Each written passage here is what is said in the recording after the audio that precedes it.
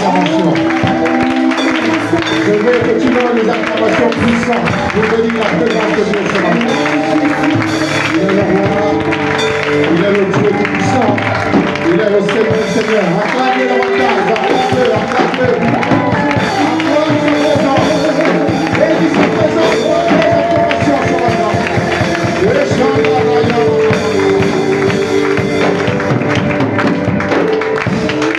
Gloire à Dieu. Alléluia. Amen. Alléluia. Amen. Merci Seigneur. Est-ce qu'on peut se rasseoir?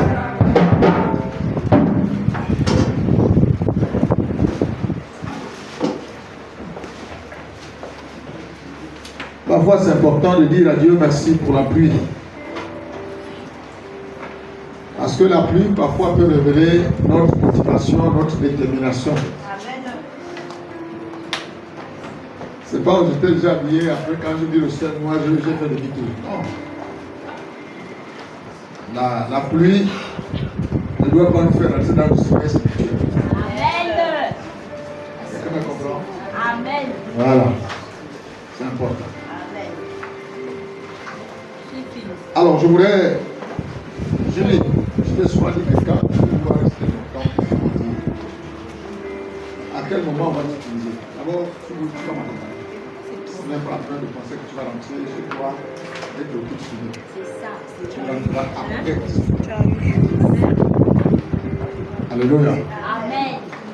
Parce que quand tu es là pour longtemps, expliquer tu es là pour longtemps, et on t'utilise. Or là, les 2 dernières semaines qui viennent là, c'est calé. Il faut toujours, il ne faut pas faire comme les militaires, beaucoup, non. Ah, tu sais que tu dois rester là pendant au moins 2 semaines, tu m'informes. Gloire à Dieu. Alors, je voudrais conclure la thématique que nous avons démarrée. La thématique que nous avons démarrée le mercredi. Et aujourd'hui, dimanche, nous allons conclure cette thématique qui est vaincre l'esprit d'assouplissement. Dis à ton frère, il faut vaincre l'esprit d'assouplissement. Maintenant, dis-lui, il faut sortir de l'assouplissement. Alléluia. Amen. Alors, vous savez que l'assouplissement est inférieur. Il est d'abord naturel. C'est-à-dire, pendant qu'on est en train de parler, quelqu'un est en train de sombrer. Pendant qu'on est en train de prêcher, quelqu'un est en train de sombrer. Et on peut se retrouver, vous pouvez vous retrouver quelque part à une réunion, mais en train de sombrer. Et ça, c'est l'assouplissement. Alors, lorsqu'il agit dans le chrétien et dans l'église, il y a quand même des dangers. Il y a des dangers parce que ça t'affaiblit, ça t'affaiblit, ça te paralyse, l'assouplissement te paralyse, te donne la faiblesse spirituelle. Et tu n'as plus le temps de vaquer à tes besoins spirituels, c'est-à-dire à la prière, à la lecture de la parole de Dieu, aux réunions. Tu n'as plus ce temps parce que tu es assoupli, tu es dans un état de faiblesse, dans une léthargie totale. Et généralement, c'est dans un état de faiblesse, lorsque nous sommes en situation difficile, que souvent on est atteint facilement par ce esprit. Le mal rentre dans nos vies lorsqu'on est dans un état de faiblesse. Et pendant ces 2 jours, nous avons expliqué à l'église qu'il y a des gens qui peuvent être même en train de chanter dans l'église, qui sont dans le sommeil spirituel. Parce que le sommeil spirituel, c'est lorsque la chair domine, cherche à dominer, à influencer, c'est-à-dire cherche à dominer ton esprit. Donc tu te retrouves avec des choses de la chair, à te comporter comme un chapeau. Et là, tu es dans le sommeil spirituel. Et j'expliquais aux gens, pendant même que je parlais, la preuve en est que même le vendredi, pendant qu'on parlait, quelqu'un était en train de somnoler dans ça. Et quand vous touchez la personne qui somnole, la personne vous dit non, je suis, c'est bon, je suis. Alors que la personne est dans l'assouplissement, dans le sommeil. La personne est dans le sommeil. Généralement, les personnes qui sont dans un état d'assouplissement n'aiment pas reconnaître qu'ils sont dans un état d'assouplissement. Alléluia. Et nous avons appris beaucoup de choses pendant ces 2 jours, nous avons appris beaucoup de choses pendant ces 2 jours. Et ce que vous devez seulement comprendre, c'est que parfois, les maladies, les maux, les difficultés, les problèmes que nous pouvons traverser rentrent dans nos vies en profitant d'une opportunité de faiblesse. Dès qu'il y a une faiblesse en nous, c'est fini. Parce que le diable ne rentre pas dans la vie d'un chrétien comme ça. Le diable, pour accéder dans ta maison, pour accéder à ta vie, il faut que tu lui aies donné une opportunité. Et l'une de ces opportunités, c'est par exemple la faiblesse spirituelle. Quand tu es dans le sommeil spirituel, tu ne peux plus aller à l'église, tu ne peux plus faire la prière comme avant, tu ne peux plus lire ta parole, la parole de Dieu, tu ne peux plus la méditer, tu n'as même plus, dès qu'on te parle de l'église, au séminaire, ton cœur n'y donne plus, tu es dans l'assoupissement total. Tu es dans le sommeil. Quelqu'un va commencer à raisonner, non, moi je suis là, depuis je ne vois rien dans ma vie, depuis que je suis là, tu es dans l'assoupissement. Dès que tu commences à te plaindre, dès que tu commences à murmurer, tu es déjà saisi par un esprit d'assoupissement. Alléluia. Nous avons vu les caractéristiques, les causes, les conséquences, et aujourd'hui on va voir comment vaincre cet esprit. Autrement dit, comment sortir de cet esprit d'assoupissement. Alors, je voulais pour introduire qu'on lise d'abord Luc chapitre 4. Luc chapitre 4, le verset 13. Luc chapitre 4, le verset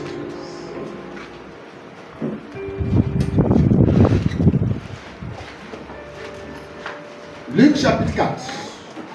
Je t'attends. Luc chapitre 4, le verset 13. Alors, voilà ce qui est écrit. Après l'avoir tenté de toutes ses manières, le diable s'éloigna de lui jusqu'à un moment favorable. Après l'avoir tenté de toutes ses manières, le diable s'éloigna de lui jusqu'à un moment favorable. Est-ce qu'on peut tous dire amen? Amen. Bien.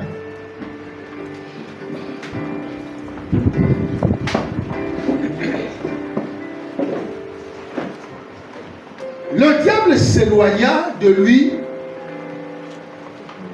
jusqu'à un moment favorable. Alors, on parle de ça. Qu'est-ce qu'il avait fait? Il avait tenté Jésus dans le désert pendant 40 jours. Et voyant la capacité de Jésus à résister, voyant la capacité de Jésus à ne pas céder aux caprices, aux péchés, aux tentations du diable, qu'est-ce que la Bible dit? La Bible dit au verset 13, après l'avoir tenté de toutes ses manières, le diable s'éloigna de lui jusqu'à un moment favorable. Et c'est quoi ce moment favorable? C'est quoi ce moment favorable? C'est quand tu es dans un état de faiblesse. C'est quoi ce moment favorable? C'est quand tu es dans le sommeil spirituel. Parce que c'est quand tu es dans cet état que le diable peut trouver l'occasion de venir t'assiéger. Il s'éloigna de lui jusqu'à un moment favorable. Et le moment favorable que le diable peut utiliser pour assainir ton corps, pour toucher ton corps, pour perturber ta vie, c'est quand tu te trouves dans une position de faiblesse. Dès que tu es dans une position de faiblesse, la maladie rentre dans ton corps. Dès que tu es dans une position de faiblesse, la pauvreté rentre dans ta maison. Dès que tu es dans une position de faiblesse, la sécheresse financière rentre dans tes mains. Dès que tu es dans une position de faiblesse, le dégoût de l'église rentre dans ton corps. Dès que tu es dans une position de faiblesse, l'envie de ne plus venir à l'église t'habite. Parce que le diable ne peut pas accéder dans la vie d'une personne s'il n'y a pas une opportunité. Et l'une de ces opportunités, c'est le moment que lui estime favorable. Lequel? Quand tu es dans la faiblesse. Lequel? Quand tu es dans le découragement. Lequel? Quand tu es abattu. Lequel? Quand tu es affaibli. Lequel? Quand tu es dans le sommeil spirituel. Le diable fait quoi? Il rentre. Voyant que Jésus n'avait aucune porte.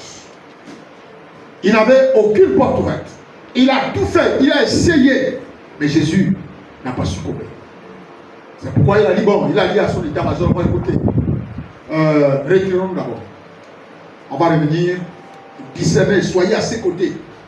Veillez, vraiment, matin, midi, soir, veillez sur lui. Dès que vous trouvez une porte, informez-moi. Et puis j'arrive. Et on va assiéger ça. C'est comme ça que le diable travaille. C'est pourquoi nous voyons souvent les gens dans l'église. On se dit non, mais lui là il vient plus. Ah non, il vient plus parce que le pasteur lui avait parlé. Non, ce n'est pas le problème du pasteur qui lui avait parlé. C'est qu'il est dans le sommeil. Le diable l'a atteint. Et c'est pourquoi il a maintenant des raisons. C'est pourquoi il se justifie. Parce que le diable l'a atteint.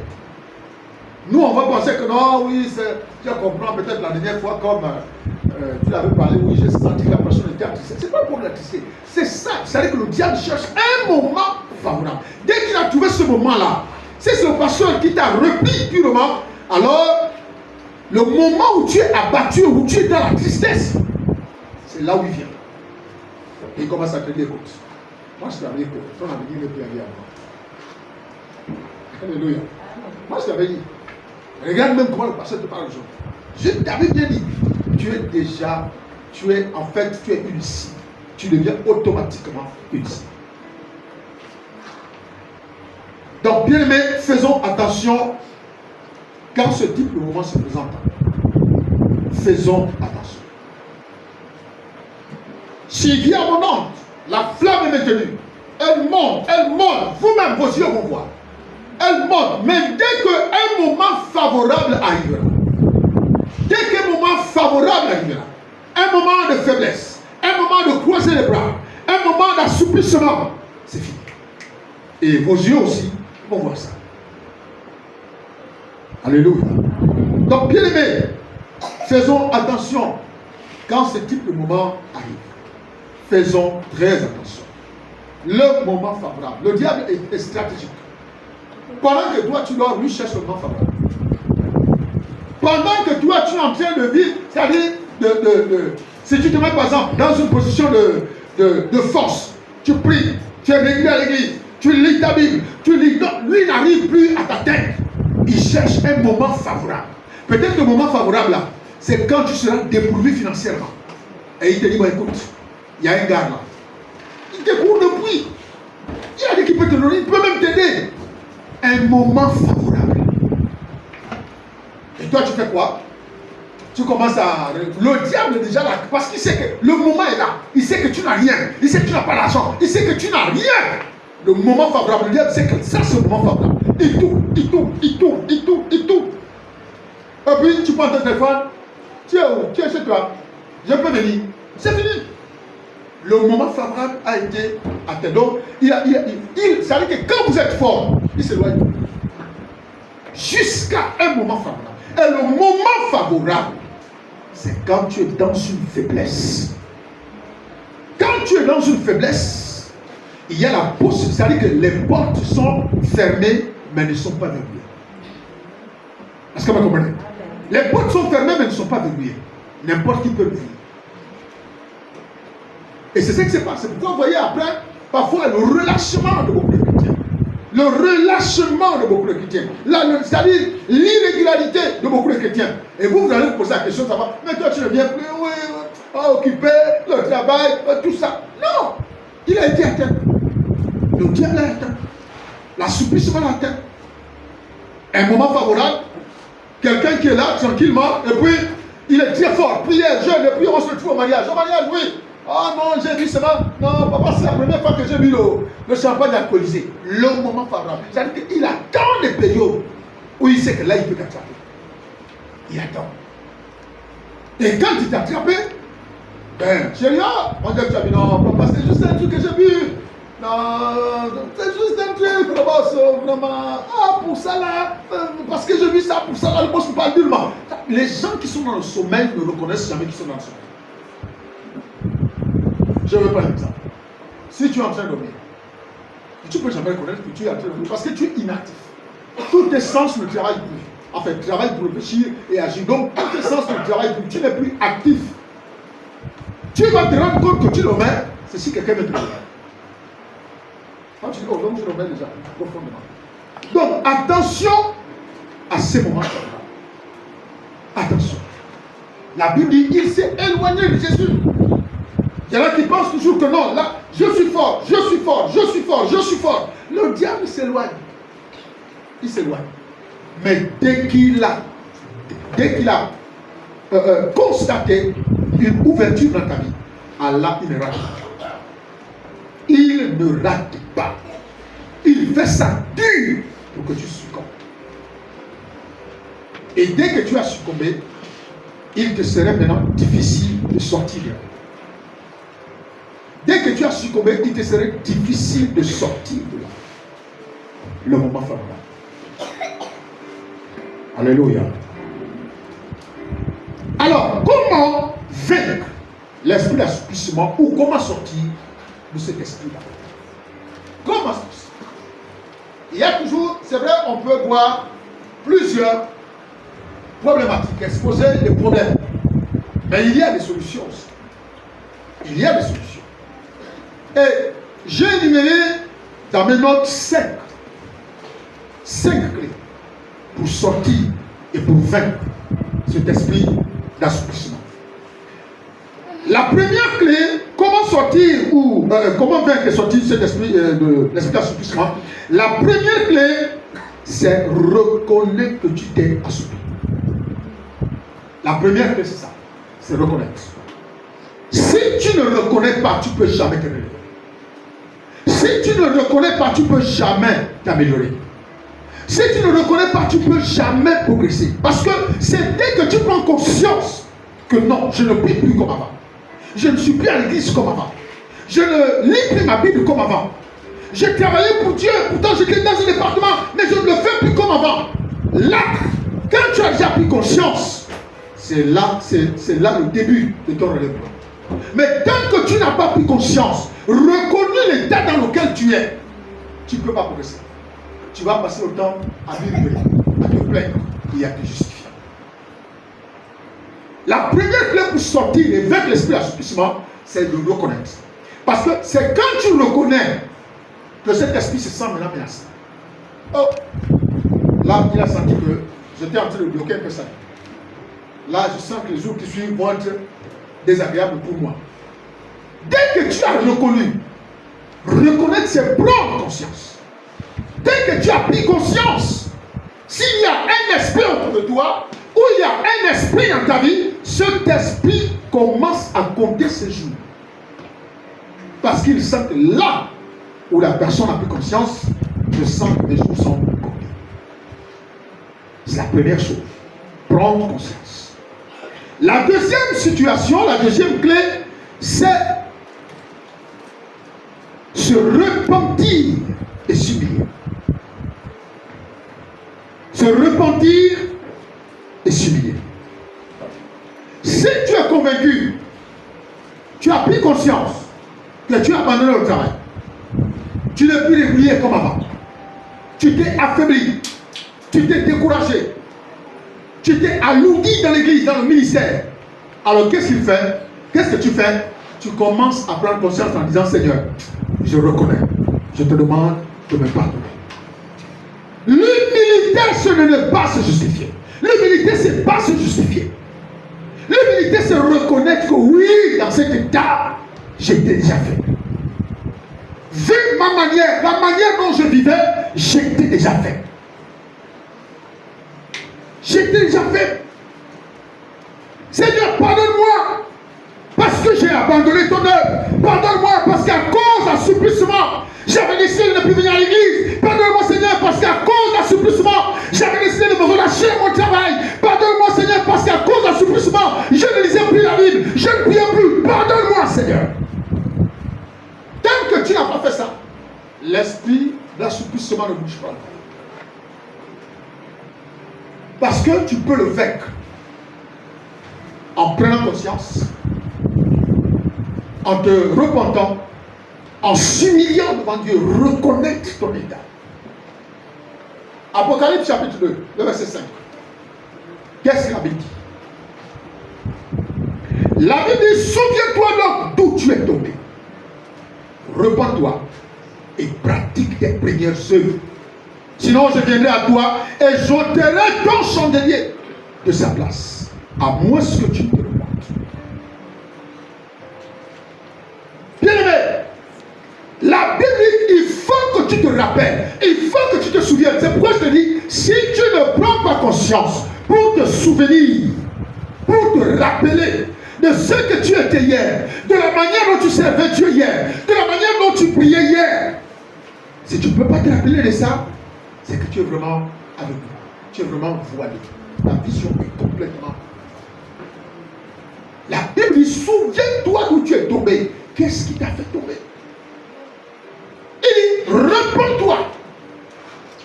Parce que quand tu décides de prendre conscience, tu décides de te repentir, de t'humilier devant Dieu, demander pardon à Dieu, bien aimé, la suite de ce qui est en train d'être dit, c'est que tu dois retourner à la pratique de tes premières œuvres.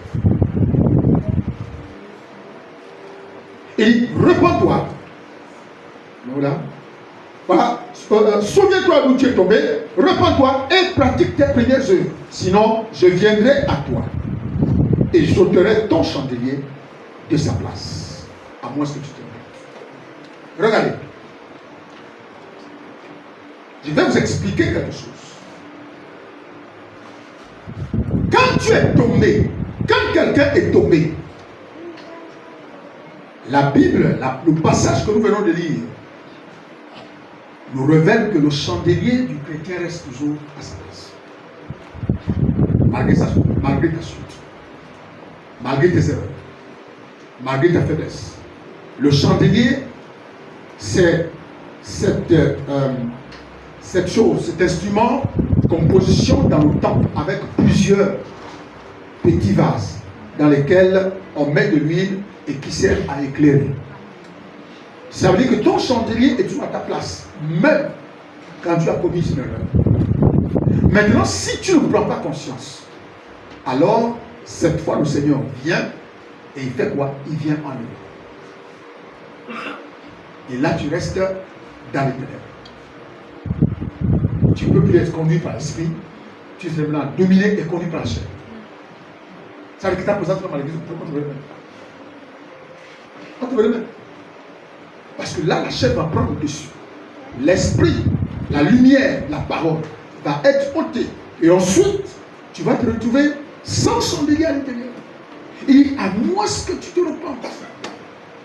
À moins que tu te repentes. C'est ça la deuxième. Se souvenir, se repentir de notre état.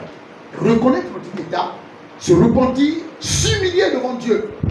S'humilier devant Dieu. Alléluia. Amen. Donc, comprenez cela. Souviens-toi d'où tu es tombé. Repends-toi. Voyez, il y a d'abord le souvenir. Tu dois prendre conscience, tu dois te rappeler. Ensuite, tu dois te repentir. Regardez le fils Polybe. Qu'est-ce qu'il a fait? La Bible dit, il s'est souvenu, il était dans la maison de son père. Il a du pain en abondance. Il s'est rappelé qu'il a péché contre son père. Et il a dit, j'irai voir mon père et je lui dirai, j'ai péché contre le ciel et contre toi. Vous voyez? Et il a appliqué. Il a quitté le pays éloigné où il était son père et il est venu se repentir, s'humilier devant son père, demander pardon à son père. Et qu'est-ce que la Bible dit?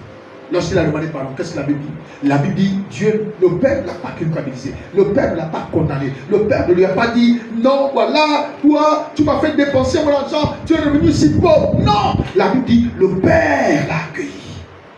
Le Père l'a accueilli à bras ouverts. À bras ouverts. Le Père s'est réjoui de son enfant.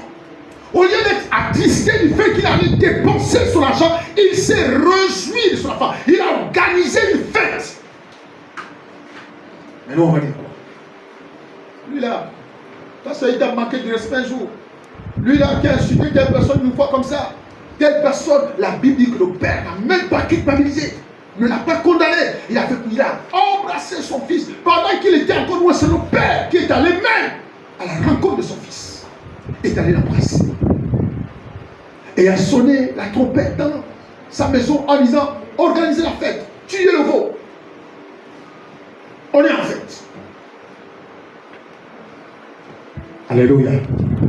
Donc, bien aimé, c'est pourquoi je dis souvent, Et je dis toujours que le péché ne le personnalisait pas dans le sexe. Ne personnalisez pas seulement le péché dans le sexe. Non. Le péché, c'est la désobéissance. La désobéissance. C'est ce qu'on appelle le péché. Donc, si tu es dans le sexe, tu n'es pas marié, tu es dans la désobéissance. Si tu es un buveur, un ivrogne, tu es dans la désobéissance. Si tu es un menteur, tu es dans la désobéissance. Si tu aimes te montrer publiquement pour l'amour, comment ça se dit encore? Pour la débauche, tu es dans la désobéissance. Si tu passes le temps à calomnier, à murmurer comme tes frères, tu es dans la désobéissance. Vous qui vivez, ne vous dites pas que quand on parle du péché, on parle de ceux qui font le sexe. Non. Tu es concerné. Alléluia. Tu es concerné. Le péché, c'est le péché. Il n'y a pas un péché du sexe on va dire comment, qui va aller en enfer, et le péché du menteur, lui, là, Dieu il va comprendre. Lui là, il va direct au ciel. Ça ne dit nulle part.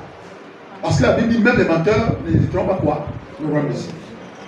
Donc toi qui penses que quand on parle de péché, ta vision regarde seulement Lionel, parce que tu imagines que Lionel a une copie. Alors que tu es un menteur. Il y en a qui ont fait du mensonge de l'art. Vraiment de l'art. Une profession, il n'arrive pas. Non, honnêtement, vaut mieux pour cette personne qu'elle soit toujours seule. Parce que dès qu'elle est en présence de quelqu'un, le mensonge jamais est sorti. Alléluia. Dès qu'elle est en présence de quelqu'un, le mensonge jamais est sorti. Au moins qu'elle est seule, au moins elle n'est pas avec personne. Alléluia. La troisième chose, la troisième clé, 1 Pierre chapitre 5.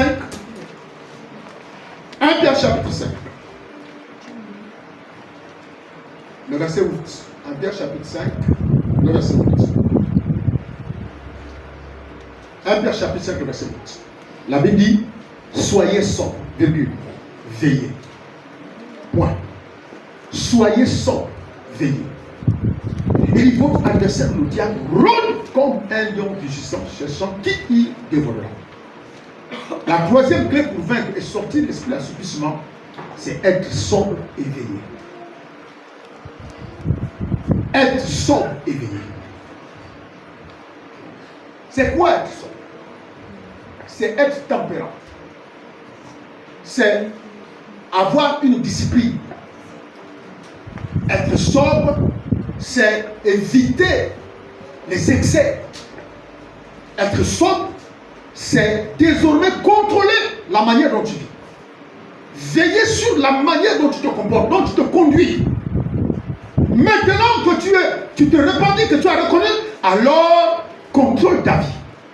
Contrôle ta vie, ta façon de vivre, tes pas, les actes que tu poses. Veille sur cela. C'est cela la sobriété. Et sois sobre. Soyez sobre, veillez. Veillez.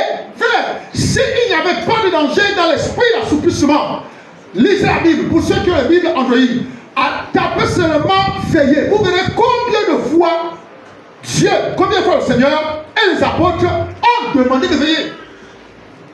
Parce qu'on sait que le sommeil peut nous faire mal. Le sommeil peut nous détruire. Il faut veiller.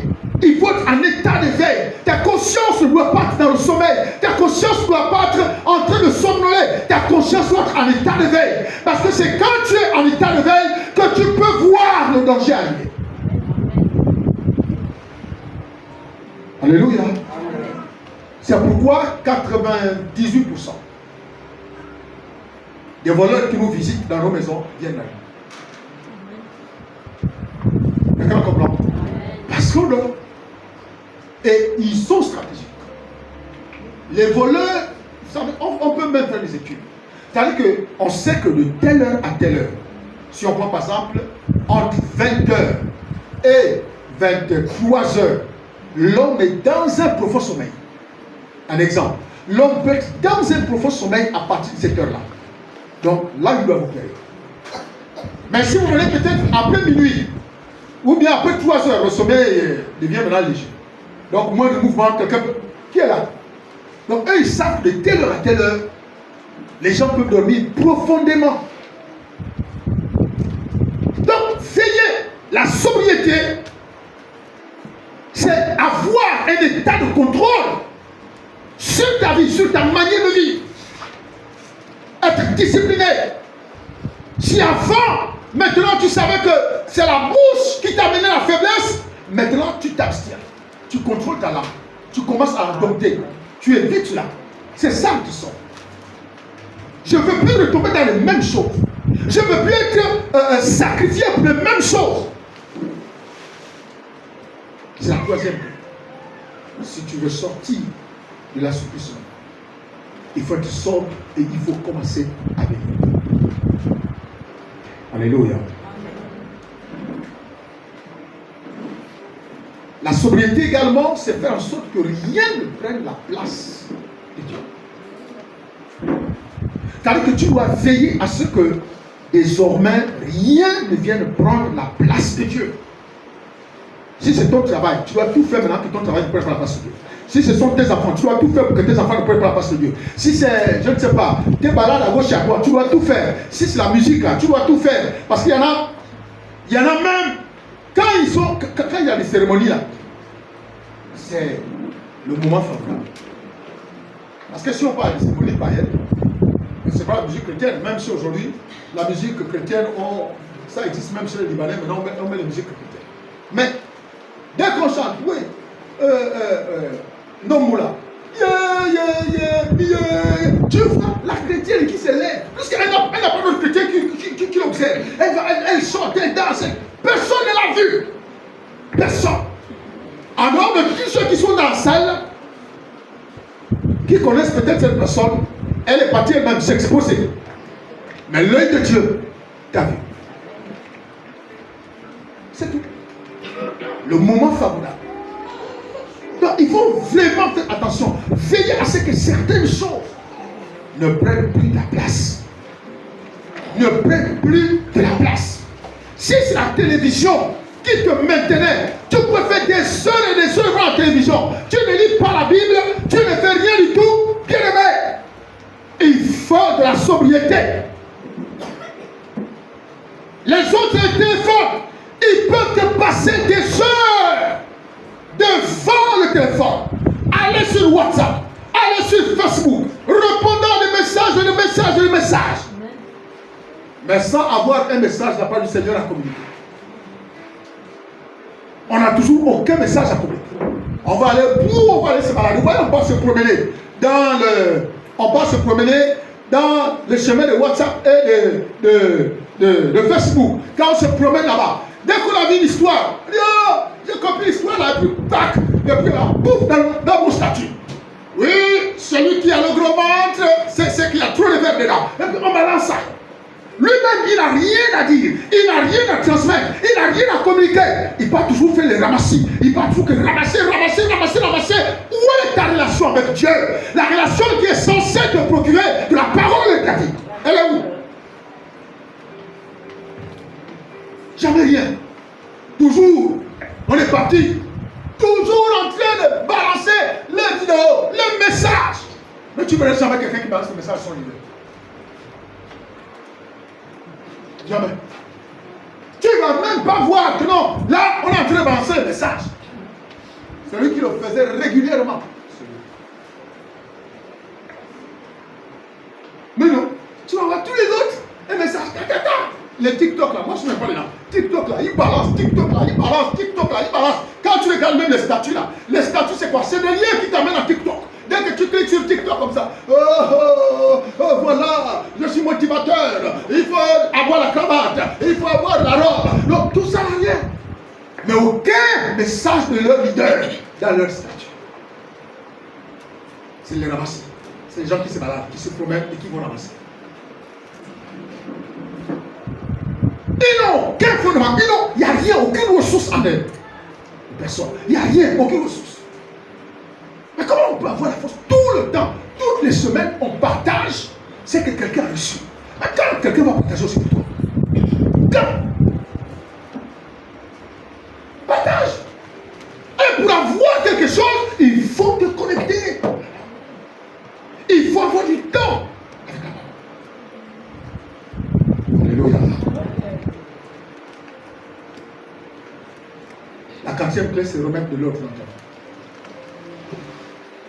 Remettre de l'ordre dans ta vie et revenir à la pratique des bonnes œuvres spirituelles. Il faut que tu mettes de l'ordre. Quand tu sais ce qui t'a fait chuter, quand tu sais ce qui t'a...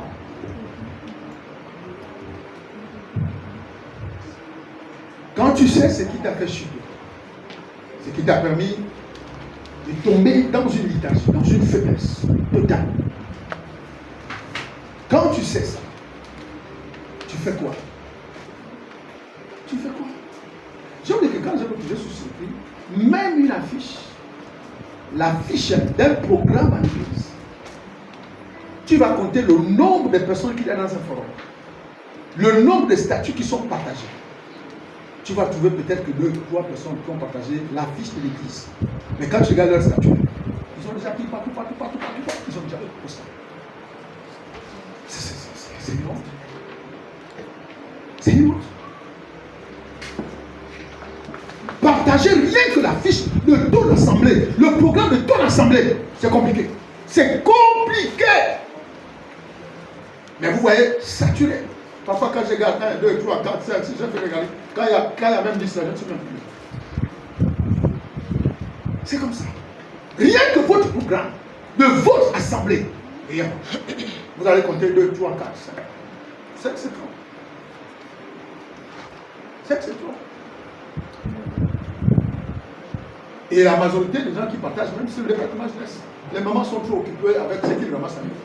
Enfin, pas les mamans, les grands, les adultes, sont trop occupés avec ce qu'on part ramasser quand on se malade. Quand c'est déjà saturé là, donc une affiche, c'est plus important. Donc, bien aimé, remettez de l'ordre dans votre vie. Vous n'allez jamais devenir meilleur si vous ne mettez pas de l'ordre. Vous n'allez jamais devenir meilleur si vous ne mettez pas de l'ordre dans votre vie. Et mettre de l'ordre dans votre vie, c'est déjà s'afficher même aux yeux de ceux qui vous connaissent comme étant bourou spirituel, de voir que vous avez changé. Mais ce n'est pas les païens qui vous connaissent. On sait que vous êtes comme ça. On sait que après l'église, vous allez boire même une bière. Comment ça met de l'ordre dans ta vie? Commence à mettre de l'ordre, parce que dès que tu te retrouves dans cette position, tu es dans la faiblesse, tu es dans l'assouplissement. Même si tu as prié 2 heures la nuit, tu es dans l'assouplissement. Parce que l'assouplissement t'amènera à poser des actions qui ne sont pas conformes bibliquement. Des actions qui te détournent de la foi, qui t'affaiblissent. La preuve. Si c'était normal de boire, ben si tu me vois, ne cache pas la bière. Puisque tu es chrétien, si tu me vois, ne cache pas ta bière. Mais si tu caches ta bière, parce que ta conscience te dit que le pasteur est en train de passer. Ou bien même quand vous êtes dans les cérémonies là, on filme là, tu entends quelqu'un, enlève d'abord la bière là, enlève d'abord le pot, parce qu'il ne faut pas qu'on voit la bière dans la photo. Après tu poses, les yeux sont déjà rouges de vin, donc tu poses en photo. On écarte la Heineken pour qu'on le voit, il passe ça dans la photo. Quand le pasteur ne dit pas, la Heineken a fait quoi là sur la photo. Ah, je regarde tout. Soyez-en sûr, je regarde tout. Alléluia. Alléluia. Donc, bien aimé, reviens à la pratique de tes premières œuvres. Discipline ta vie. Réordonne ta vie, réorganise ta vie spirituelle. Discipline-la et reviens à la pratique de tes premières œuvres. Comme l'a dit Apocalypse chapitre 2, verset 5. Tel que la prière. Ça fait combien de temps que tu t'es levé? Encore la nuit, le matin, très tôt, je ne sais pas quelle heure tu priais. Ça fait combien de temps? Tu n'as plus le temps. Tu n'as plus le temps. Tu n'as plus le temps de prier le matin. Aujourd'hui, tu vis comme dans un système de religion. Le système de religion consiste à quoi? Tu as prié le matin à 5 heures ou à 6 heures, très tôt, avant d'aller là où tu pars. Et puis, tu attends ce matin 23 heures encore pour prier. C'est de la religion. La communion avec Dieu, c'est une relation personnelle. C'est une relation. n'a pas besoin d'attendre des longues heures pour parler avec Dieu. Parce que Dieu, on dit qu'il est partout. Et il est même encore en nous. La Bible dit dans Galates 2 que si je vis, ce n'est plus moi qui vis, mais c'est Christ qui vit en moi. Et la Bible dit dans Jean que l'Esprit de Dieu, quand il viendra, il sera en vous. Donc ça veut dire que vous ne pouvez pas avoir. Non, regardez. Le pasteur Dag nous avait dit ceci. Il nous a dit, on lui avait présenté l'un de ses pasteurs qui allait en province. L'un de ses pasteurs allait en province, dans leur église en province. Donc, le pasteur, qui est le leader, a dit, ok, bon, donc tu vas aller avec moi. Il est monté devant. Il est monté devant. Le fils, on va dire, le fils du pasteur là, de l'évangéliste là, est monté devant. Il dit qu'on a fait toute la route, plus de 450 km. Il dit, mon fils là ne me parlait même pas. Il ne me demandait rien. Il dit, hé, et il a conseillé au leader, il dit, faites attention quand vous avez des fils qui ne vous parlent jamais. Faites attention. Il a dit, moi je ne peux plus jamais voyager avec mon fils là. Jamais dans ma voiture, jamais. Il dit, parce que les gens qui ne parlent pas, vous ne savez pas ce qu'ils pensent.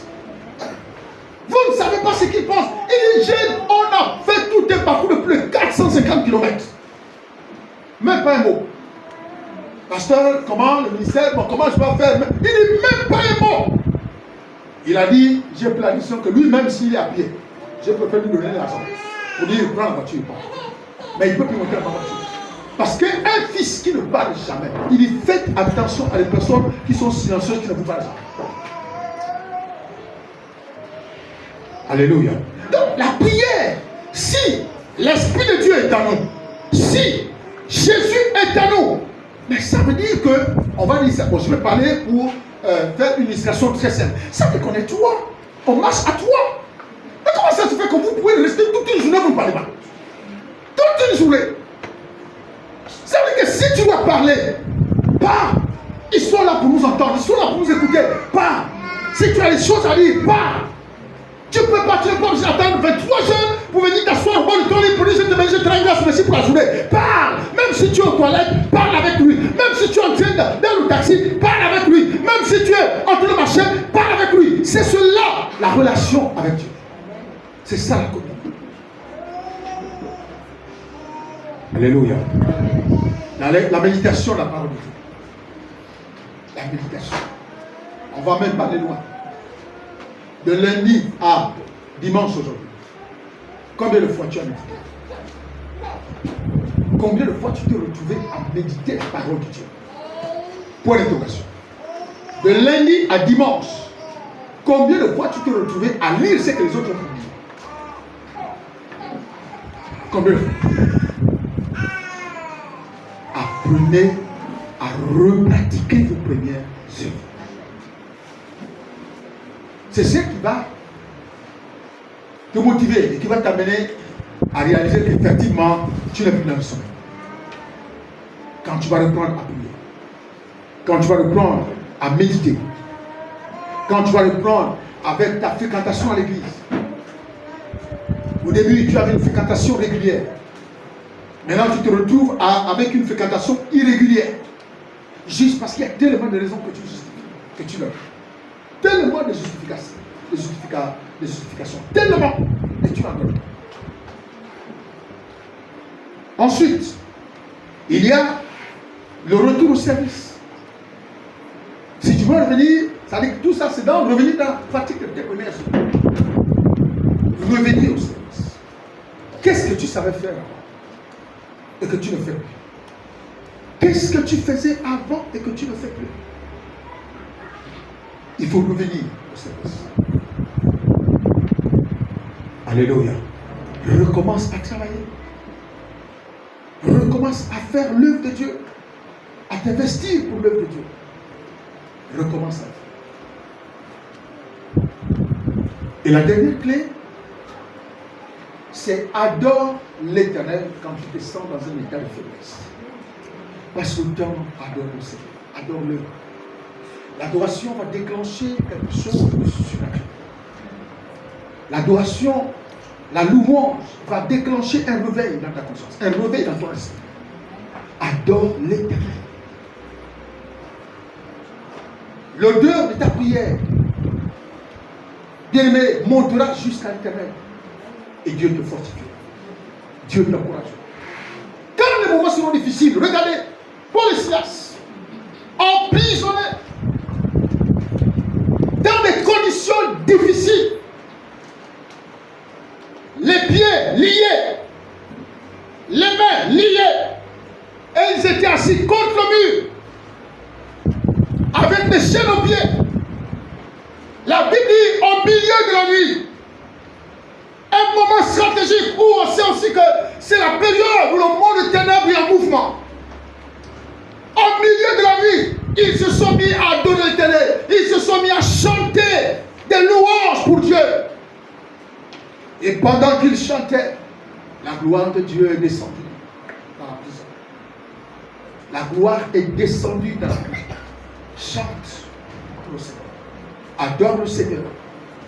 Quand tu sens la faiblesse qui veut t'envahir, quand tu sens la difficulté qui veut t'envahir, quand tu sens des problèmes qui veulent t'envahir, adore l'Éternel. Ne te plains pas. Ne cherche pas à te rendre aigri toi-même. Ne cherche pas je ne sais pas, à t'abattre. Ne laisse pas l'esprit t'abattre, te détruire. Mais loue le Seigneur. Adore-le. Célèbre-le. Chante, crie, prie haut. Adore-le plus haut. Célèbre-le plus haut. Et qu'on t'entende même dans la maison. Et qu'on dise, mais qu'est-ce qui se passe avec lui ou avec elle? Mais adore l'Éternel. Chante-le. Alléluia. Quand tu sens la difficulté, quand tu sens les problèmes, la Bible dit, invoque-moi et je te répondrai. Et l'un des meilleurs moyens d'invoquer l'Éternel, c'est quand tu l'invoques par le chant, quand tu l'invoques par l'adoration. Alors il fait quoi? Il descend. Il descend et te fortifie. Mais toi tu ne chantes pas. Dès que tu as le problème, c'est comment? Louons le Seigneur, quel louer? C'est la louange là qui va venir me mettre le sacré dans la maison. Loue le Seigneur. La Bible dit, louez l'Éternel pour ses bienfaits. Adorez-le pour ce qu'il est. Loue Dieu pour ce qu'il fait. Adore-le pour ce qu'il est. Il est saint. Il est amour. Il est le Dieu de paix. Il est le Dieu de joie. Il est le Dieu de bonheur. Adore-le. Alléluia. Adore-le. Célèbre-le. Loue-le. Quand tu sens quelque chose qui ne va pas, loue l'Éternel. Ne te laisse pas vaincre par la situation. Ne te laisse pas vaincre par le problème. Ne te laisse pas vaincre par la circonstance. Loue le Seigneur. Et tu te sentiras bien d'avoir le Dieu.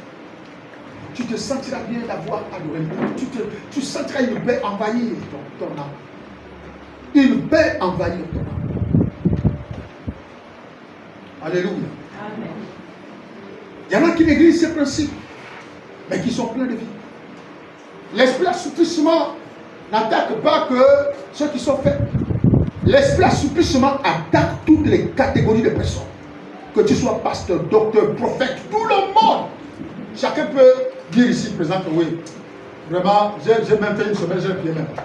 J'ai même fait une semaine, même 2 semaines, même moi j'ai lu par la Bible, pasteur. C'est la vérité que je vous dis. Tu dois être capable de faire ce bilan personnel. Tu dois être capable. C'est-à-dire que personne n'échappe. Personne n'a échappé. C'est pourquoi, dans le texte, il dit, le diable rôde comme un lion. Il rôde. Le diable rôde. Pourquoi il rôde?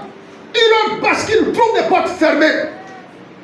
Il rôde parce qu'il a envie, il a faim de quelqu'un. Il a envie de bouffer quelqu'un. Et il est obligé de rôder comme un lion. Mais il ne trouve pas. Il trouve la sécurité partout. Mais il n'arrête pas de rôder. Il n'arrête pas de tourner jusqu'à un moment favorable. Dès qu'il va détecter ce moment favorable-là, il va rentrer. Il va faire quoi? Dévorer. Alléluia. Amen. Il va dévorer. C'est ça le sommeil spirituel. C'est quand tu te mets dans le miroir, face au miroir de l'esprit, quand tu te mets sur la balance de l'esprit, tu regardes toi-même ce que tu vaux aujourd'hui. Qui tu étais hier, mais ce que tu es devenu aujourd'hui. Est-ce qu'il y a l'équité? Est-ce qu'il y a, comment on dit ça? Hein? Est-ce qu'il y a, merci, est-ce qu'il y a l'équilibre? Est-ce qu'il y a l'équilibre? Avant tu étais régulier. Maintenant pour te voir, il faut peut-être au pif comme ça, au hasard, il faut 2 mois après tu lui as pas. Pourquoi? C'est le sommeil spirituel. C'est le sommeil spirituel. Et s'il y a des prédicateurs qui prêchent, bon, je peux dire tout de suite là, on est arrivé au culte, je dis oui, bon, là où tu me vois là, je ne peux plus prêcher. Vas-y, tu peux pas quelque chose. Non, papa, je n'ai rien. Comment ça, tu n'as rien? Donc, depuis que tu lis la Bible, tu n'as pas grandi. Depuis que tu lis et tu médites, tu n'as pas une dépôt en toi. Ça va faire quoi? Comme nous les salariés. Les salariés là, c'est quoi? Les salariés gabonais, enfin, peut-être africains. Peut-être pas africains, mais surtout Afrique centrale. Ne savent pas épargner. Quand l'argent sort là, tout ça part qu'après le 25, après 2 jours, il n'y a plus l'argent. On ne peut même pas épargner que non, je me sacrifie pour 10 000, 10 000, 10 000, 10 000. Il n'y a rien. Les salariés gabonais vivent le jour. C'est comme ça. Le jour. On n'a pas la notion d'épargne. Et quand tu n'as pas la notion d'épargne, le jour où le problème te surprend, tu fais quoi? Prêt avec intérêt. Maman, tu ne connais pas quelqu'un qui peut prêter avec intérêt? Nadine, tu n'as pas quelqu'un chez toi où tu m'avais dit qu'il y a chez vous là-bas, il y a des gens qui prêtent avec intérêt. Tu es obligé. Parce que tu n'as pas la notion de l'épargne. Nous, on ne connaît pas épargner. Nous, on connaît seulement manger tout. On mange parce que les ventres grossissent. Et quand on a tout mangé là, maintenant on oublie demain. C'est un sacrifice. Épargner est un sacrifice, frère. C'est un sacrifice. Parce que même toi-même qui épargnes, tu peux être tenté. C'est un sacrifice. C'est-à-dire, tu serres le cœur. 10 000 seulement. Regardez les West Africains. Tu les vois là, ils tournent là partout dans les tontines journalières. C'est 5 000, 5 000. Ils font quoi? Ils versent, ils épargnent. C'est de l'épargne. Nous, on n'a pas. Ici, là, même tontine là. On a, les mamans ont fait les tontines ici. Oh, 2 personnes ne pardonnent. 3 personnes ne pardonnent. Qui a? Regarde, c'est pas comme ça. Regarde, c'est comme. Mon Dieu! Correct. Ici, là, on te dit non, il y a 3 personnes qui n'ont pas pardonné. Comment ça, 3 personnes n'ont pas pardonné? Tu n'as même plus chaud de dire bon, on va recommencer. Parce que tu te dis, mais s'il faut encore recommencer, avec qui? Avec qui? Ils ont déjà mangé. Ah, ils ont déjà mangé. Les gens aiment être réglo quand il y a les païens dedans. Quand il y a les païens dedans, là, c'est l'argent de tuyau. C'est l'argent de tuyau. Quel argent de tuyau? C'est ton argent, c'est toi qui vas donner. C'est l'argent de tuyau, c'est l'argent de tuyau. Mais quand il y a les chrétiens dedans, oh non, je vais donner après. Bon, écoute, je te dois un jour. Attends le mois prochain. Ça, c'est pas bon. Alléluia. Amen. Il y a eu les hommes et les femmes, même chose. Au niveau des hommes, là, il n'y a pas eu, paf, jusqu'à 100%. Même chose. Il y en a qui a donné. Il y en a qui donnent, on dit que c'est le 5, lui il attend le 10 pour te donner. C'est pas bon. Ça, c'est une discipline. Ça, c'est le désordre. Alléluia. Ça, c'est le désordre. Ça ferait du bien. Mon Dieu, quand on est à l'église, on est là, on est entre nous, on est conscient. Bon, on fait une collecte sociale. Ok, chacun doit 10 000, 10 000. Ça fait du bien. Mais vous aimez quand les païens sont là, au moins, quand vous insultez là-bas, c'est bon. Là-bas, vous êtes habitué. Mais dès que quelqu'un commence à te faire, oh, tu vas me parler mal pour 10 000. Là-bas, tu ne dis pas ça. Comme il y a les païens dedans, tu es réglo. Mais là où tes frères et soeurs sont, non. Ça, c'est pas bien. Il faut organiser ta vie. Alléluia. Donc, prenez du temps d'adorer. Prenez du temps de louer le Seigneur. Quand tout va mal. Quand tout va mal. Quand tout va mal. Amen. Et c'est comme ça que cet esprit peut fuir l'église. Parce que si vous qui êtes les brebis, vous avez plus conscience, mais vous pensez qu'il va encore venir s'asseoir? Nulle part. Il va venir s'asseoir nulle part. Parce qu'il ne s'asseyait pas sur les poteaux, il s'asseyait dans les vies déjà. Il appesantissait la vie spirituelle et qui? Des hommes et des femmes qui sont assis. Donc, si les gens prennent conscience, ils vont faire quoi? On va retrouver un peuple libéré, un peuple éveillé, qui n'accepte plus de se faire manipuler par cet esprit. Alléluia. Voilà, comment on peut faire et sortir de cet esprit. Comment on peut sortir de cet esprit. Tu te fais, c'est pourquoi je vous dis souvent que moi je dis à Dieu, Seigneur, je ne veux pas me mettre dans un endroit où il me serait difficile d'être là quand tu as besoin de moi. Et ça, c'est ce que depuis 24 ans que je travaille à l'école de Masco. Et Dieu ne m'a jamais abandonné de ça. Ça a été une alliance que j'ai faite. J'ai dit, Seigneur, tu m'as fait la grâce de travailler là. Ne me mets pas dans un endroit où je ne pourrais pas être là si tu as besoin de moi. Et Dieu a toujours honoré à son alliance. Ouais, c'est-à-dire qu'il ne faut pas que nous, lorsqu'on a une promotion, lorsqu'on a une bénédiction, nous, qu'on se contente de notre intérêt. C'est-à-dire, on est content. Non, disons à Dieu, Seigneur, merci pour la grâce que tu as faite. Mais aménage-moi le temps. Je vais te servir. Parce qu'il faut que Dieu voie aussi son intérêt. Dieu doit reconnaître en toi son intérêt. Et là, Dieu va toujours tout faire, disposer.